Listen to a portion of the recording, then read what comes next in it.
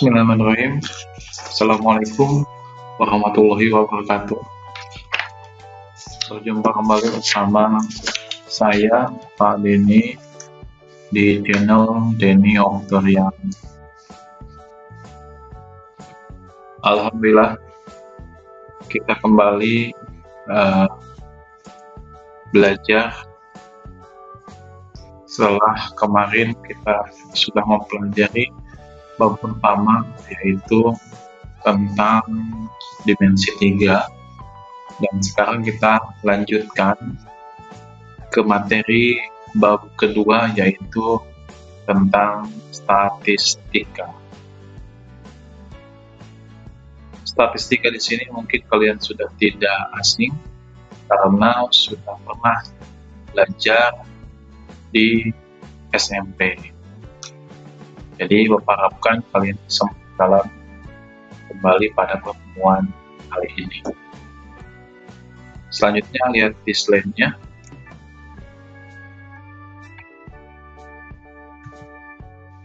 Nah, pada kesempatan kali ini di materi statistika kalian akan banyak belajar tentang data statistika yang dibagi menjadi 3, ada penyajian, ada pemusatan data, dan penyebaran data. Kemudian dari 3 ini akan difokuskan pada masing-masing.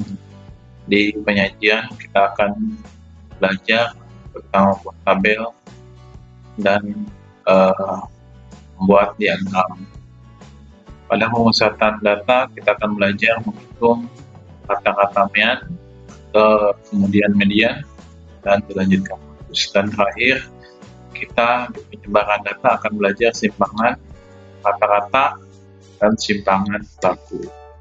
Jadi ini semua kita akan pelajari di beberapa pertemuan. Untuk kali ini kita akan mempelajari tentang penyajian, yaitu membuat tabel dan membuat diagram.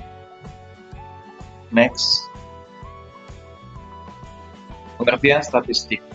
Di sini statistik adalah kumpulan fakta berbentuk angka yang disusun dalam daftar atau tabel yang menggambarkan suatu persoalan. Kemudian kegunaannya untuk apa? Bapak sebutkan, satu, untuk menyatakan ukuran sebagai wakil dari kumpulan fakta. Kemudian untuk memperoleh sekumpulan informasi yang menjelaskan suatu masalah guna menarik kesimpulan yang benar.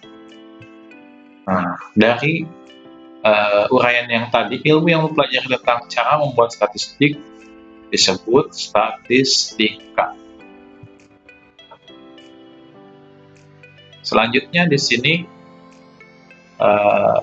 kita amati ada 2 tabel. Nah, di sini ada yang disebut dengan data tunggal dan disebut data kelompok. Kalian amati perbedaannya itu di mana. Secara visual perbedaannya terlihat ada di nilai. Nilai pada tabel atas dengan tabel yang di bawah itu berbeda. Kenapa? Nilai yang di atas itu disebut data tunggal karena nilainya hanya ada 1. Contoh di sini 4, 5, dan 6. Sedangkan di bawahnya itu ada data kelompok, nilainya itu mempunyai rentang atau interval. Di sini dicontohkan 6 sampai 10, 11 sampai 15, 16 sampai 20, 20 sampai 25, dan 25 sampai 30. Kemudian frekuensinya sudah ada. Jadi kalian harus bisa membedakan mana itu data tunggal, mana itu data. Selanjutnya, di sini penyajian data. Penyajian data tadi ada 3. Nah, yang pertama akan dijelaskan yaitu tentang tabel distribusi data kelompok.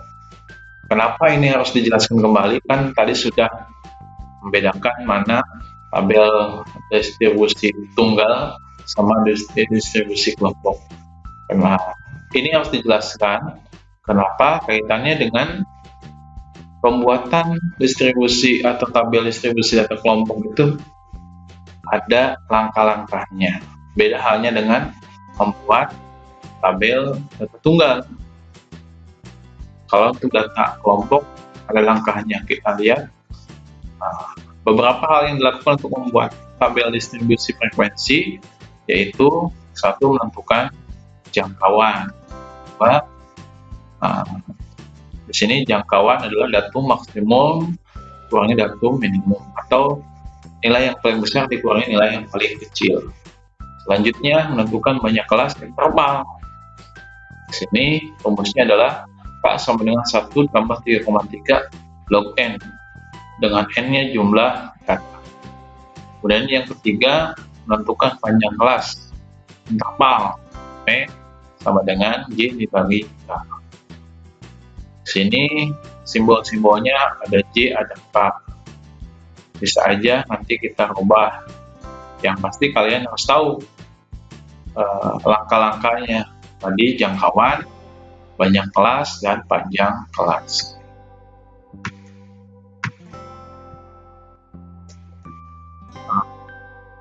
Oke, perhatikan contoh soal. Di sini diketahui nilai ulangan matematika 100 siswa sebagai berikut. Di sini sudah ditampilkan ya. Kemudian dari data di atas, buatlah tabel distribusi frekuensi. Data yang ini ada ini kita akan buat menjadi tabel. Caranya tadi dengan langkah yang tadi.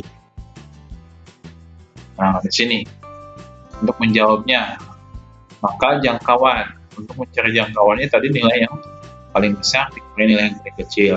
Ditemukan nilai terbesarnya ada 78 dan nilai terkecilnya 40, maka dikurangi menjadi 38. Sedangkan banyaknya kelas, rumusnya adalah tadi 1 tambah 3,3 log 100, maka banyak data N-nya itu adalah 100. Jadi 1 tambah 3,3 log 100 itu adalah hasilnya 1 tambah 0,6 sama dengan 7,6. Kita bulatkan menjadi 8. Kemudian untuk mencari interval, I sama dengan R dibagi K. Atau tadi jangkauan dibagi banyaknya kelas. 38 dibagi 8. Hasilnya adalah 4,65. Dibulatkan menjadi, pembulatan ini bisa ke atas, bisa ke bawah ya. Karena menyesuaikan dengan datanya. Nanti untuk jelasnya kita akan melihat langsung ke tabel. Nah, jadi di sini interval kelas mulai dari 40, 41, 42, 43, 44. Kita mulai dari nilai yang paling kecil sesuai dengan intervalnya. Mulai dari 40 sampai 44. Kemudian berikutnya 45 sampai 49. 50 sampai 54, 55 sampai 59, 60 sampai 64, 65 sampai 69, 70 sampai 74, 75 sampai 79. Oke, dari tahapan tadi barulah kita bisa membuat tabelnya. Tadi disebutkan banyaknya kelas itu adalah ini adalah banyaknya kelas atau kolomnya. Ada 1, 2, 3, 4, 5, 6, 7, 8. Jadi kan sudah sesuai. Kemudian rentang atau interval kelasnya. Jarak interval kelasnya tadi adalah 5. Di sini adalah 40 sampai 44. Kemudian frekuensi di sini diisi dengan cara mencari nilai 40 sampai 44 di data tadi ada berapa jumlah. Kemudian 45 juga sampai 49 berapa jumlah. Sampai ke 75 sampai 79. Di sini sudah ditemukan adalah 7, 10, 7, 20, 21, 16, 11, 8. Kemudian kita jumlahkan hasilnya 100. Nah, ini harus sama dengan data yang tadi. Tadi dikatakan jumlah datanya adalah 100, maka frekuensi di sini juga harus 100. Oke, kita lanjutkan lagi. Nah, di sini selanjutnya adalah diagram. Yang pertama adalah diagram batang. Penyajian data dengan menggunakan gambar yang berbentuk batang atau kotak disebut diagram batang. Diagram batang dapat digambar vertikal maupun horizontal. Kita lihat contohnya. Nah, di sini ada diagram batang yang vertikal, yaitu berdiri ya, bentuknya batang atau kotak-kotak seperti ini. Ini namanya diagram batang. Jadi kita bisa lihat dari diagram ini. Di sini adalah jumlah siswa dan di bawahnya data. Ketika kita menanyakan sesuatu, dengan melihat gambar ini akan bisa menjawab pertanyaan. Contoh soal berikutnya nih, atau selanjutnya nih dari soal yang tadi. Nah, tentukan jumlah siswa yang bermasalah dari tahun 2016 sampai dengan 2019. Kita lihat yang tadi, dari 2016 sampai 2019 kita bisa membaca berapa jumlah siswa yang bermasalah. Berarti tinggal dijumlah. Maka hasilnya adalah 6 tambah 10 tambah 13 tambah 10. Hasilnya 39 siswa. Itu ya. Kita lanjutkan kembali materinya. Nah, selanjutnya diagram lingkaran. Diagram lingkaran di sini penyajian data dengan menggunakan gambar yang berbentuk daerah lingkaran disebut diagram lingkaran. Daerah lingkaran dibagi ke dalam sektor-sektor atau juring-juring. Karena di lingkaran kita akan bagi menjadi beberapa. Di sini ada dua, bisa berbentuknya derajat ataupun bisa berbentuknya persentase. Nanti kita akan lihat contohnya. Contoh permasalahannya di sini. Diagram berikut menunjukkan cara murid suatu SMK datang ke sekolah. Jika jumlah murid 480, maka banyak siswa yang datang ke sekolah dengan berjalan kaki adalah. Kita lihat, di sini ada gambarnya. Ada sepeda 60%, busnya 72%, kemudian motornya 45%. Nah, yang ditanyakan yang berjalan kaki ini ada berapa orang. Sedangkan derajatnya juga kita belum tahu. Caranya menjawabnya yaitu ya, menjawab di sini adalah derajat vektor siswa yang berjalan kaki itu dengan menghitung 360 derajat dikurangi 60 ditambah 72 ditambah 45. Kenapa 360? Di sini karena lingkaran itu membentuk atau berjumlah 360 derajat. Sedangkan 60, 72, 45 ini yang sudah diketahui. Maka sisanya adalah 183. Nah, 183 derajat ini kita buat menjadi nilai dengan cara 183 dibagi 360 derajat dikali jumlah siswanya adalah 480. Maka hasilnya 244. Selanjutnya, contoh yang kedua. Sini hasil penelusuran tamatan pada sebuah SMK dinyatakan dengan diagram berikut. Jika jumlah seluruhnya 435, maka banyak tamatan yang melanjutkan kuliah adalah kalian. Ini diagram lingkarannya. Wira swasta 25%, bekerja 45%, menganggur 10%. Maka yang melanjutkan kuliah itu berapa? Kalau tadi kita derajat, kalau ini persentase. Maka untuk menjawabnya hampir sama penyelesaiannya. Perbedaannya sini. Persentase tamatan yang melanjutkan kuliah adalah 100% dikurangi 25% ditambah 45% dan ditambah 10%. Jadi yang 100 ini adalah total keseluruhan, sedangkan 25, 45, 10 ini yang diketahui. Maka hasilnya adalah 20% yang lanjut kuliah. 20% kita buat menjadi nilai dengan cara mengalihkan 20% dibagi 100% dikali 435, hasilnya 87. Oke, paham? Mudah-mudahan paham. Kalau yang masih bingung, bisa kita atau bisa kalian tanyakan lagi yang WA. Oke, selanjutnya. Nah, di sini ada diagram garis, ini yang terakhir. Penyajian data dengan diagram garis biasanya digunakan untuk menunjukkan perubahan sepanjang periode tertentu.